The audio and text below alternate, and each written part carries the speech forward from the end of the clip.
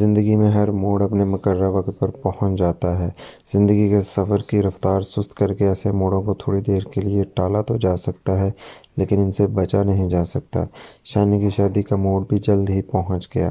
خاندان میں تو کوئی ایسا لڑکا تھا نہیں جس کے بارے میں سوچا جا سکتا۔ یقینی بات تھی کہ لڑکا خاندان سے باہر ہی کا ہوگا۔ 2-3 مہینے تک خاموشی سے تلاش ہوتی رہی۔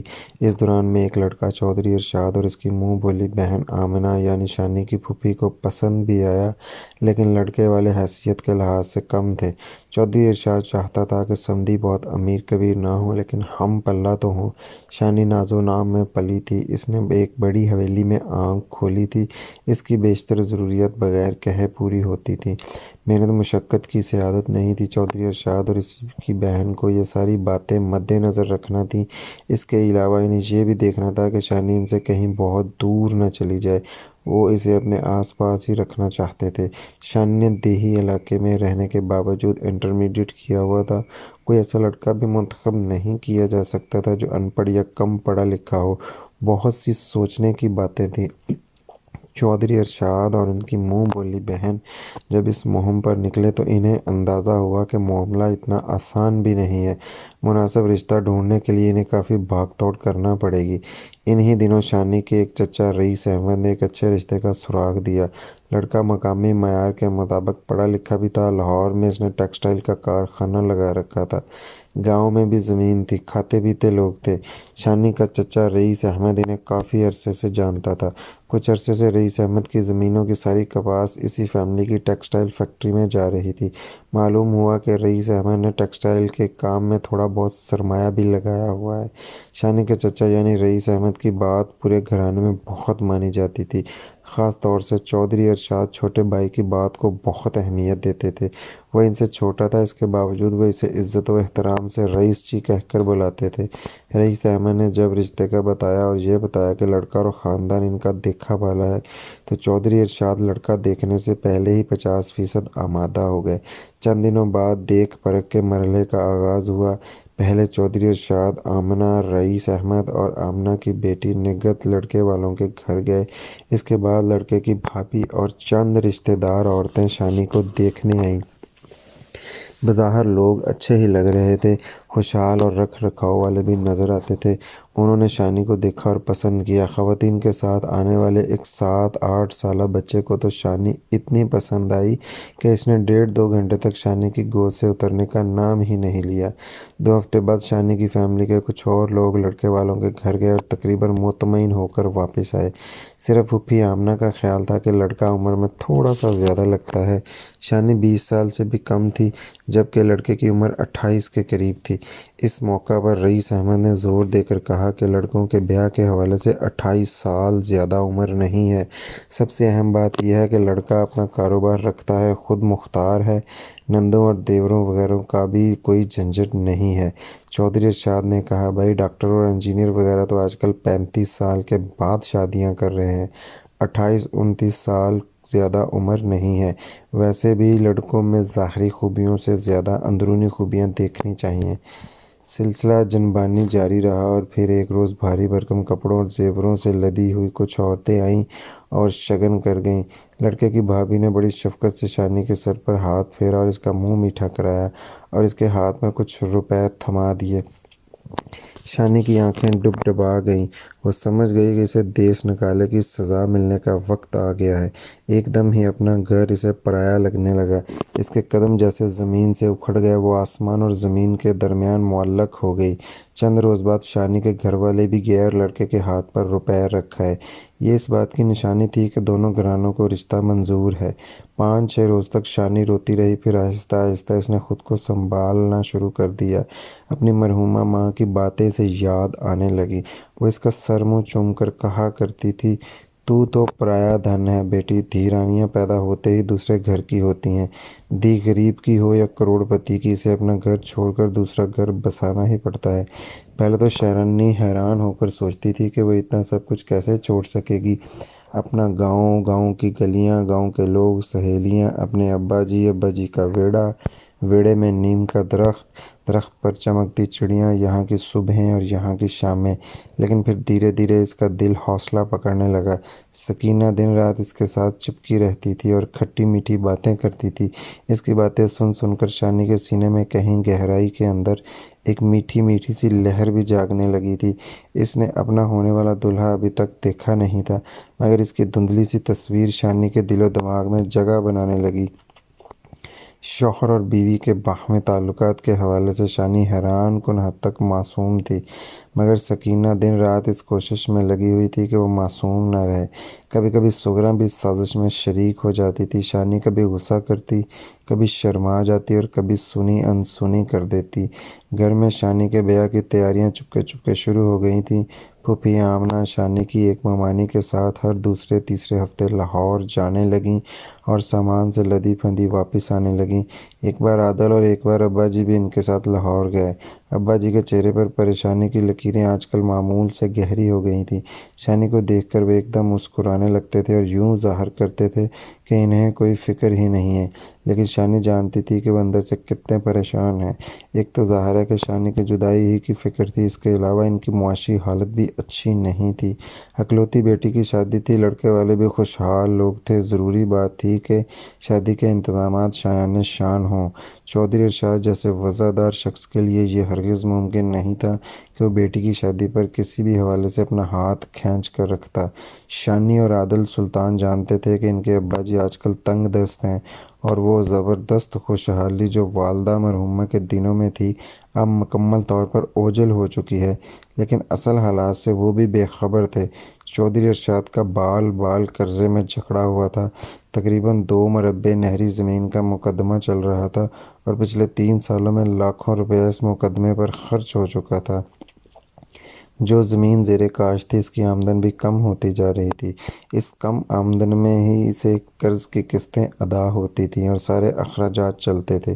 یہ بڑی قیمتی نہری زمین تھی اور اسی کی وجہ سے ابھی تک چودھری ارشاد کے گھرانے کا بھرم قائم تھا، لیکن اب چودھری ارشاد کے پاس اس کے سوا چارہ نہیں تھا کہ اس مہینے سے کم از کم 1/3 زمین بیچ دیں۔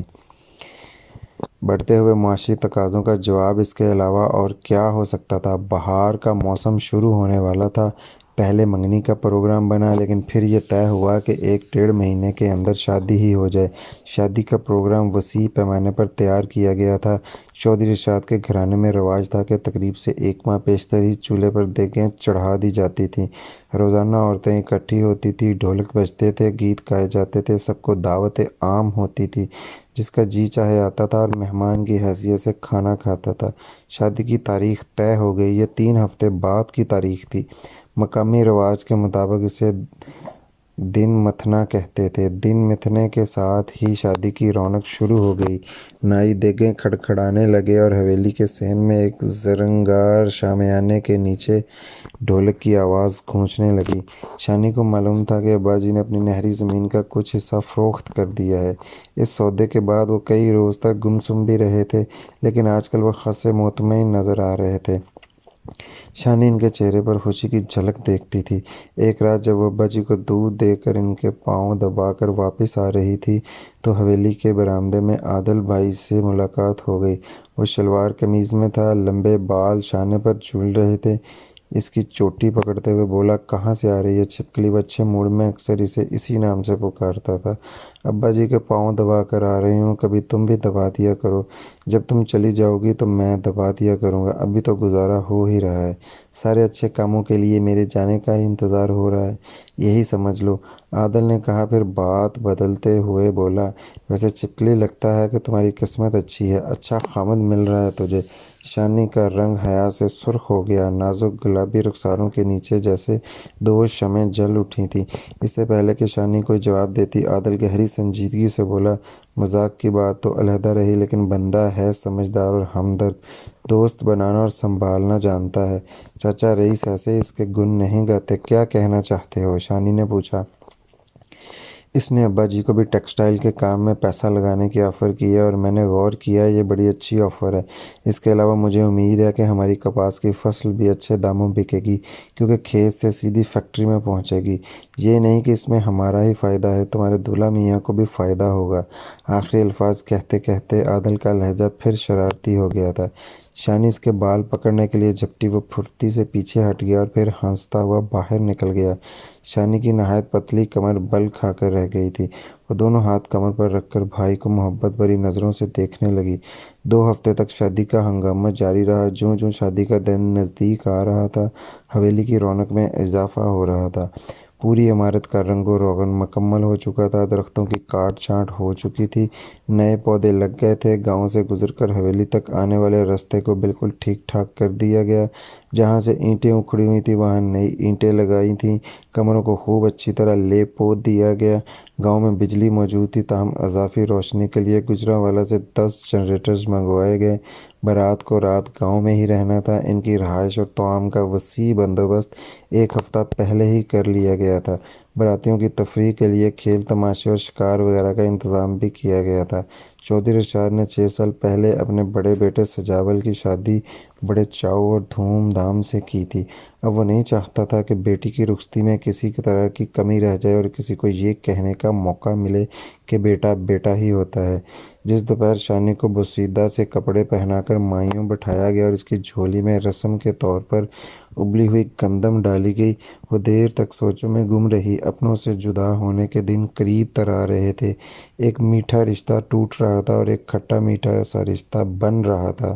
جب مائیوں کی رسم ختم ہوئی تو سپہر ہونے والی تھی۔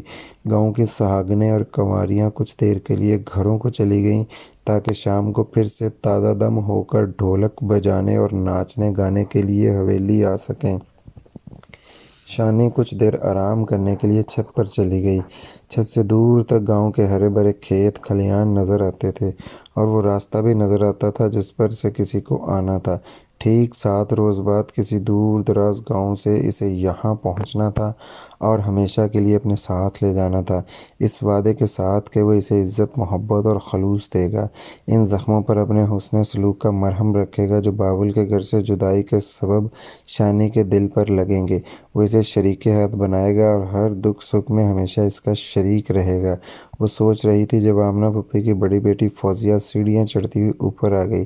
اس کے چہرے پر دبا دبا جوش تھا، غالباً اس کے پاس کوئی اہم خبر تھی۔ پھر شانی کو اندازہ ہوا کہ اس نے کوئی شے اپنی اوڑھنی کے پلو میں چھپا رکھی ہے۔ کیا ہے؟ شانی نے غور سے اوڑھنی کے پلو کو دیکھتے ہوئے کہا۔ اتنی معمولی سی چیز نہیں ہے کہ یوں ہی دکھا دوں، پہلے ہماری مٹھی گرم کرنی پڑے گی۔ اچھا کر دوں گی۔ نہیں نہیں، 500 روپے نکالو، کل سپہر منشی خادم کو گجرانوالہ بھیجیں گے، وہاں سے رس ملائی منگوائیں گے۔ اچھا بھئی دکھاؤ تو صحیح، کیوں پریشان کر رہی ہو؟ نہ جی نہ، ادھار نہیں چلے گا، پردیسیوں سے ادھار کرنا ٹھیک نہیں ہوتا۔ کچھ دیر تک دونوں میں تکرار ہوئی، پھر شانی نے وعدہ کر لیا کہ وہ ابھی نیچے جا کر 500 روپے دے دے گی۔ فوزیہ نے اندرونی جوش کو بمشکل چھپاتے ہوئے کہا، تمہارے اس ہونے والے کی تصویر ہے، امی نے بڑی مشکل سے لی ہے، وہ تو دیتے ہی نہیں تھے، کہتے تھے ہمارے ہاں رواج نہیں۔ امی نے بہت منت کی تو کہنے لگے کہ کوئی اچھی تصویر ہی نہیں، تمہاری ہونے والی جٹھانی نے بس کسی طرح ایک البم سے نکال کر دے دی۔ شانی کا دل یک بار کی شدت سے دھڑکنے لگا، سانسوں کی لے خود بخود چڑھ گئی۔ ایک بار تو اس کے جی میں آئی کہ فوزیہ سے کہہ دے کہ وہ تصویر دیکھنا نہیں چاہتی۔ جب جیتا جاگتا شخص 7 دن کی دوری پر تھا، پھر تصویر دیکھنے کی کیا ضرورت تھی؟ لیکن پھر فوزیہ کا جوش و خروش دیکھتے ہوئے وہ انکار نہ کر سکی۔ فوزیہ نے بڑے ڈرامائی انداز میں اوڑھنی کا پلو آہستہ آہستہ تصویر سے سرکانا شروع کیا۔ پہلے سر سے پردہ سرکا، پھر آنکھوں سے، پھر منہ سے، پھر وہ پورے کا پورا شانی کے سامنے تھا۔ شانی کے ذہن میں جھماکا سا ہوا، اسے کچھ یاد آ رہا تھا۔ اس کی ریڑھ کی ہڈی میں سرد لہر سی دوڑنے لگی، پھر اس کا رنگ زرد ہوتا چلا گیا۔ وہ اس تصویر کو پہچان رہی تھی۔ اس کے ذہن کے کسی دور دراز گوشے میں بھی یہ اندیشہ موجود نہیں تھا کہ فوزیہ کی اوڑھنی کے پیچھے سے یہ چہرہ نمودار ہوگا۔ فوزیہ کی دور افتادہ آواز جیسے کسی کنویں کے اندر سے برآمد ہوئی اور شانی کے کانوں تک پہنچی، یہ ہیں فاخر احمد صاحب، ہمارے جیجا جی، اور تمہارے وہ۔ ناک ذرا سی بڑی ہے لیکن ٹھوڑی کی وجہ سے اوپری نہیں لگتی، بال تو زبردست گھنگریالے ہیں اور آنکھیں دیکھو تو کیسی چمکتی ہوئی ہیں۔ شانی بھی ان آنکھوں میں ہی دیکھ رہی تھی۔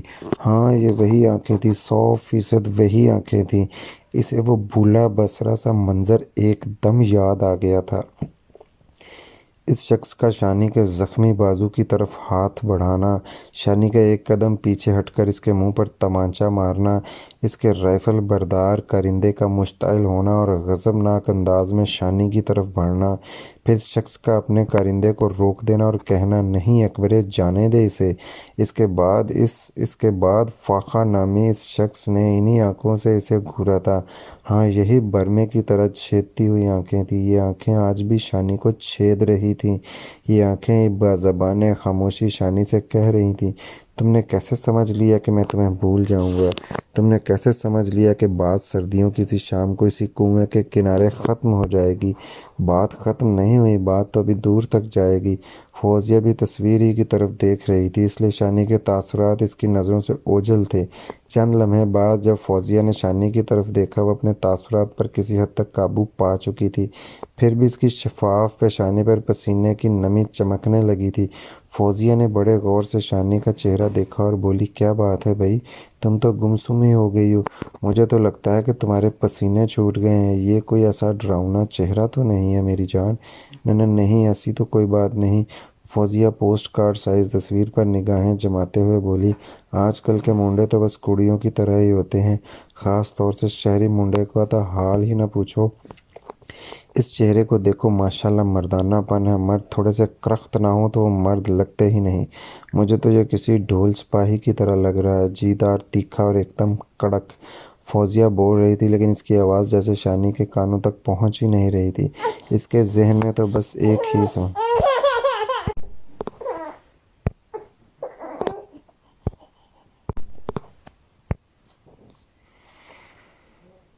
فوزیہ بول رہی تھی لیکن اس کی آواز جیسے شانی کے کانوں تک پہنچ ہی نہیں رہی تھی۔ اس کے ذہن میں تو بس ایک ہی سوال کی گونج تھی، یہ کیسے ہو گیا، یہ کیوں ہو گیا؟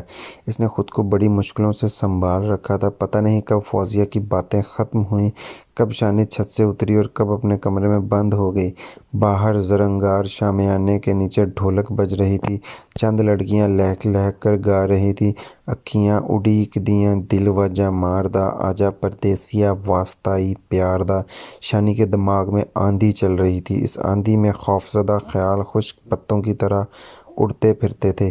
اس کا دل گواہی دے رہا تھا کہ یہ سب کچھ ایک سازش کے تحت ہوا ہے، ایک گہری سازش کے تحت۔ یہ شخص منصوبہ بندی کے ذریعے آگے بڑھا ہے اور بالآخر اس تک آ پہنچا ہے۔ چچا رئیس کے ساتھ اس کی دوستی بھی یقیناً اسی منصوبے کا حصہ رہی ہوگی۔